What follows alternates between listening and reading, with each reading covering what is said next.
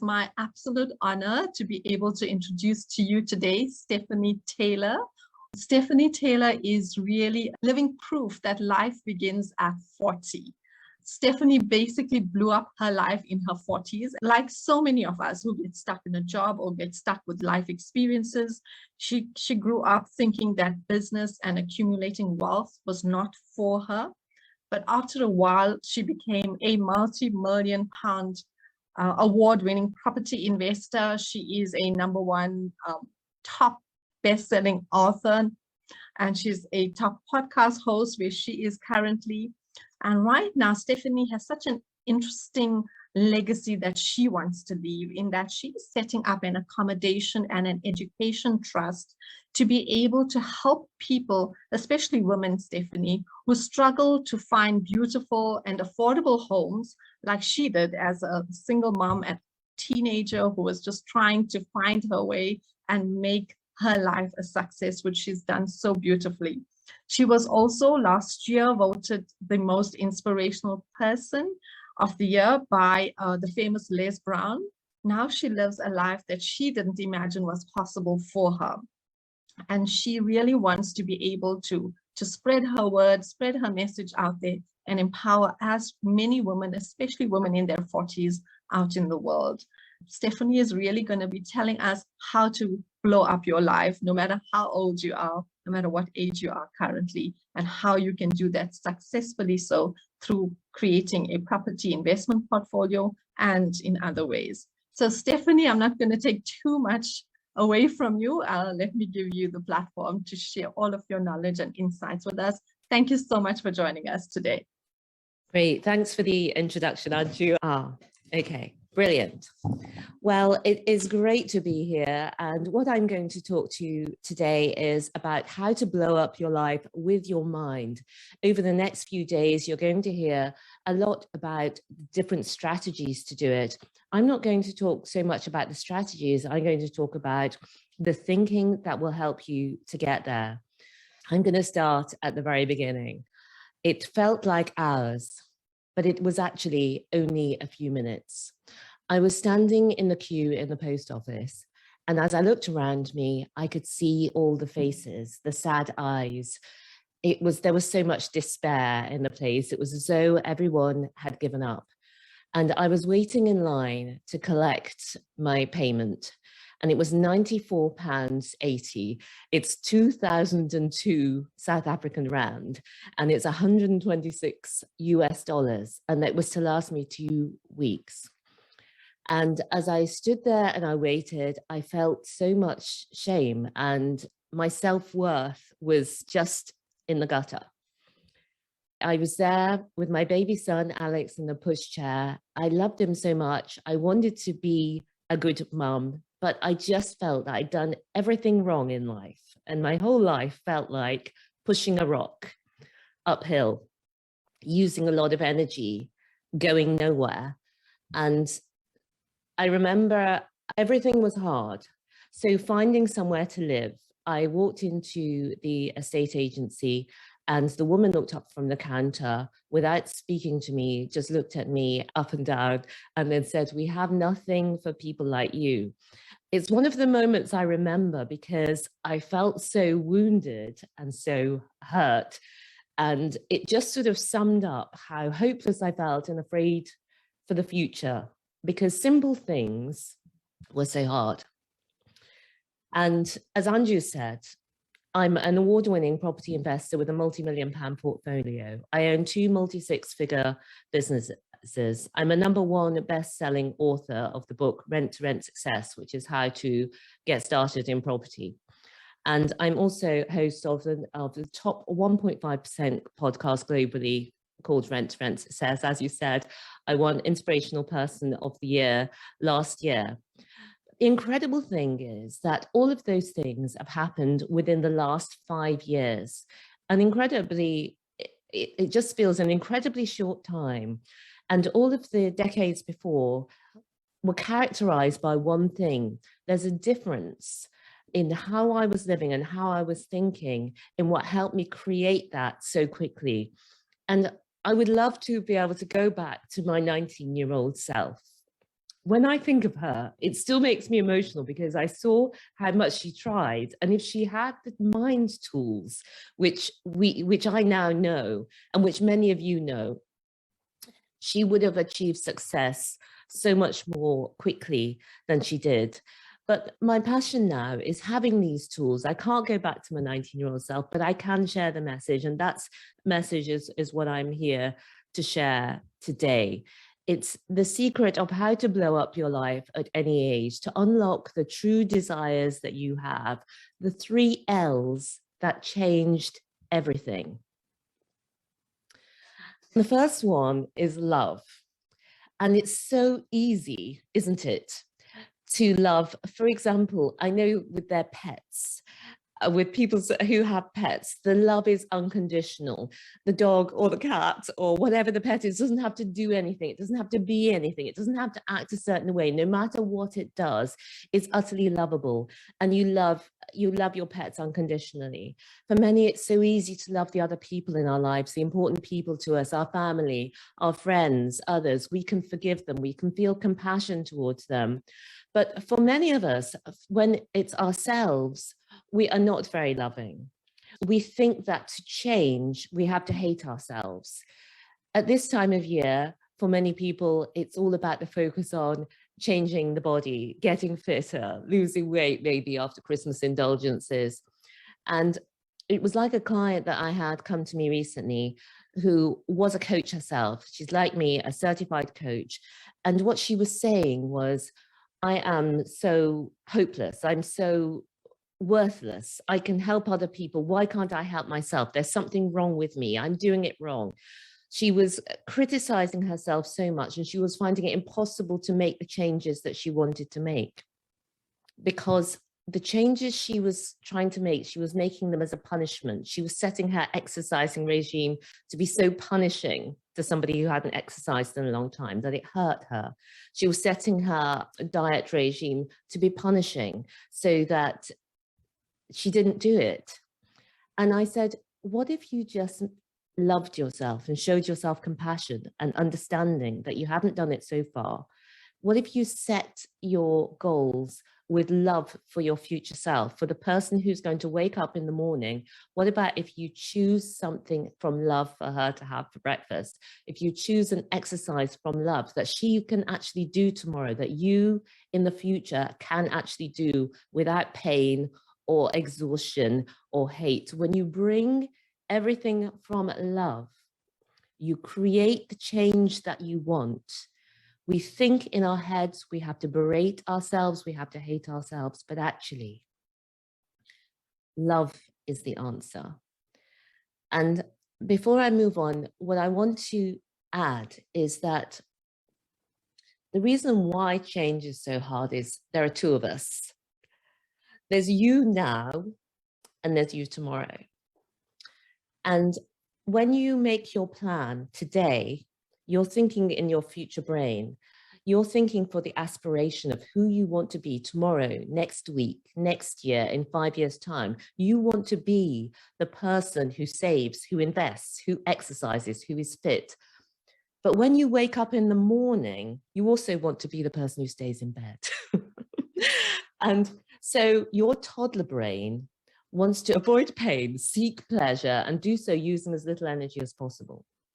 And you have to make it worth their while. That toddler who's having a tantrum, you have to love that toddler and encourage them and say, as you would if a toddler was having a toddler tantrum and wanting chocolate, you would love them through it, but not necessarily give them the chocolate because you want to give them something else. You want to give them the discipline and the love. It's all through love. So from compassion and love, we can make change. That's me and my mum with me in the photograph. So the first thing is love. That is where all change comes from. The second thing is listening. This is a photo of me with my sister. We're business partners together and we run our businesses together. And it's such a blessing. But I wonder if you listen to yourself, because think about this. When the friends you have, you love getting to know them, you love engaging with them, you get to know them through listening to them and understanding them. But imagine if every time you meet your friend, every time you meet up, you decide you're going to watch a film, you're going to listen to a podcast, you're going to play some music, you're not going to actually listen to their thoughts. You wouldn't get to know them. You would be disassociated from them. And this is what most of us do when we try to listen to ourselves. How many of us have that quiet time in life where we actually listen to ourselves, ask ourselves questions, and allow ourselves to answer? How many times do you have in your day with no social media, no podcasts, no music, no papers, no radio, just nothing but 100% you? You are the most important person in your life. You're the most important friend you have. You're the one who's always been there for you. But do you know what you want? Because so many people, when they come to me for coaching, actually realize they don't know what they want. And just to caution you that if you haven't asked yourself this question before, what do I really want? If there were no obstacles, if money was no object, if there were no fear, what would I want for my life? What would I want to do? Your brain will likely come up with the answer, I don't know, because brains are lazy. They want that avoid pleasure, seek pain, and do so using as little energy as possible. But keep asking yourself, listen to yourself, and be a good friend to yourself, because it's the only way to really get to know yourself. Many people say that they feel that there's something missing from their life. They feel that there's a hole, and that's why this matters.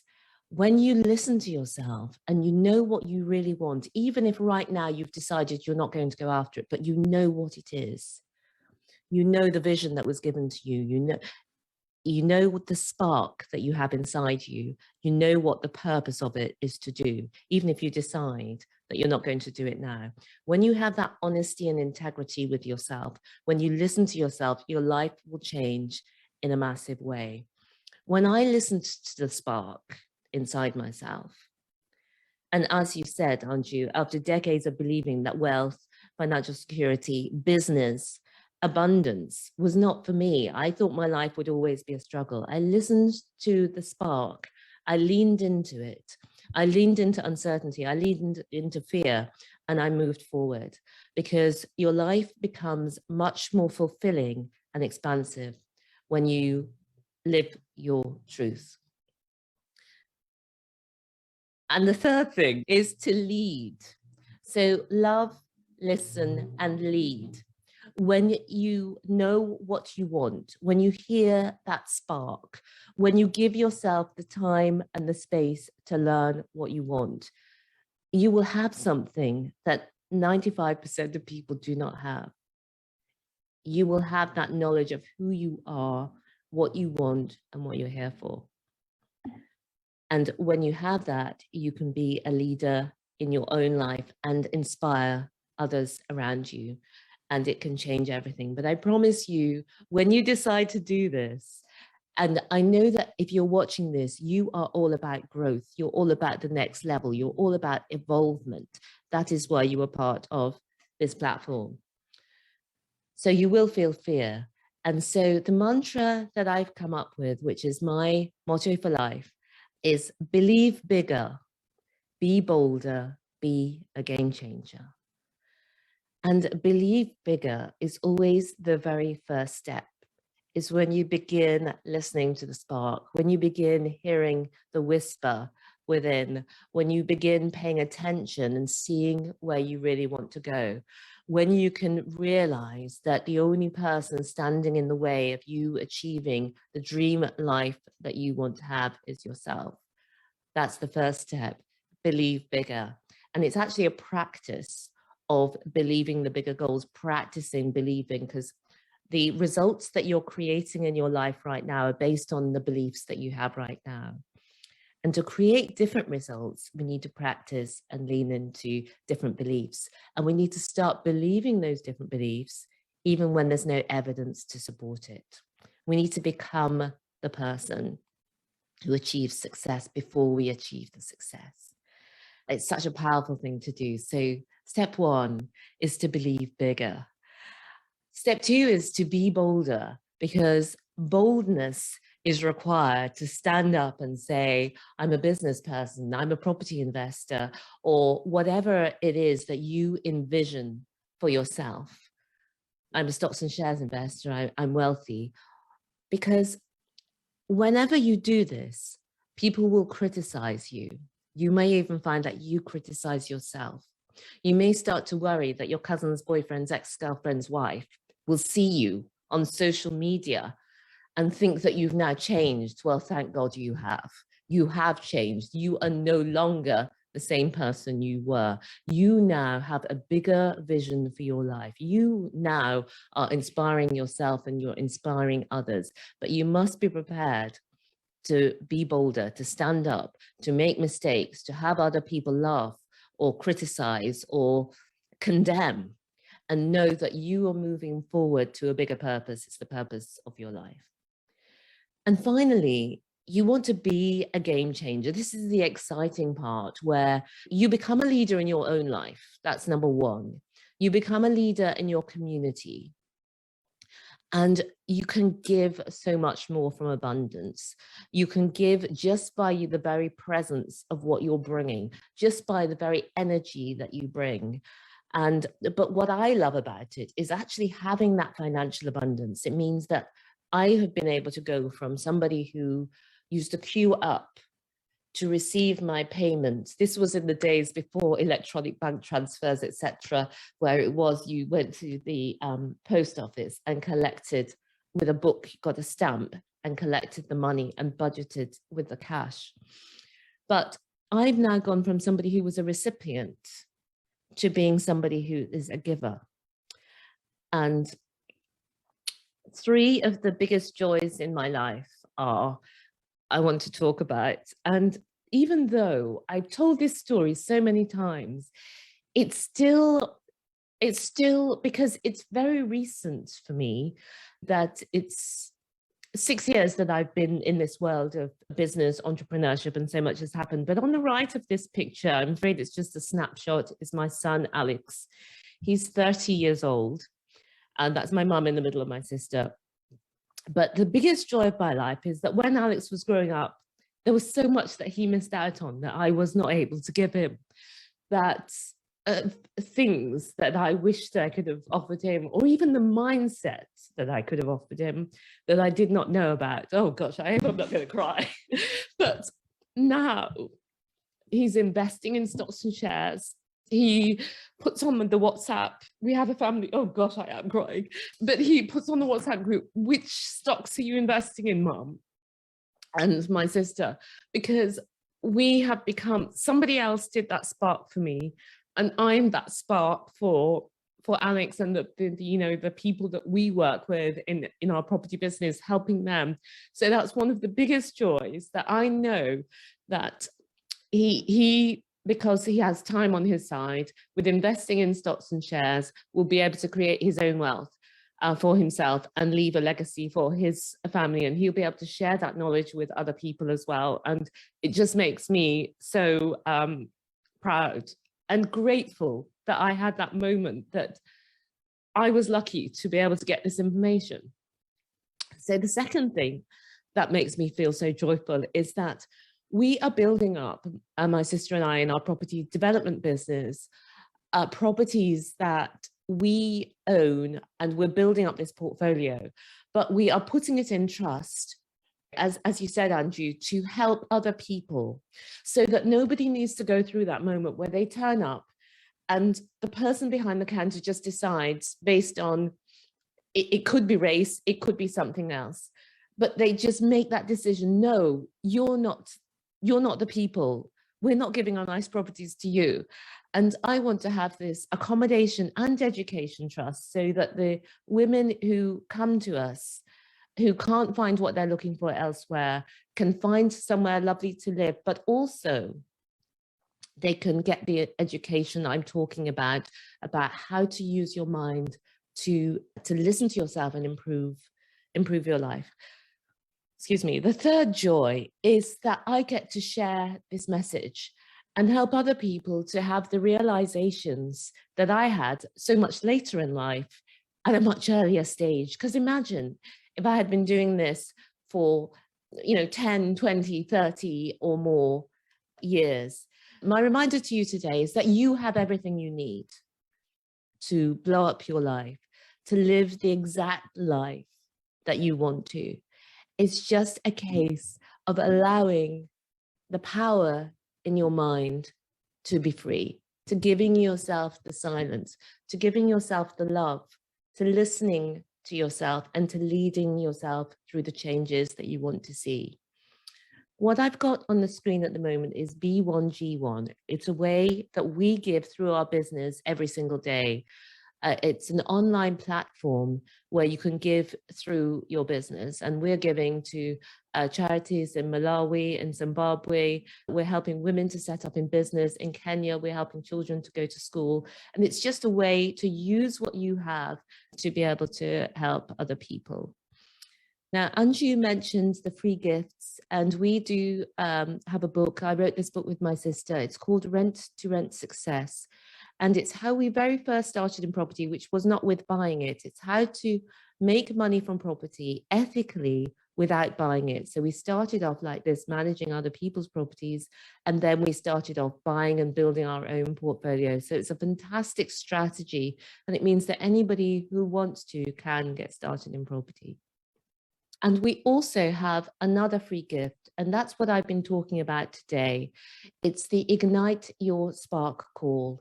If you feel that you haven't listened to yourself enough, that you're not sure what spark or whisper is within you, that you can book a call with me and we will spend time together, and I will ask you the questions to help you uncover where your spark is. And you can get that at www.blowupyourlife.com.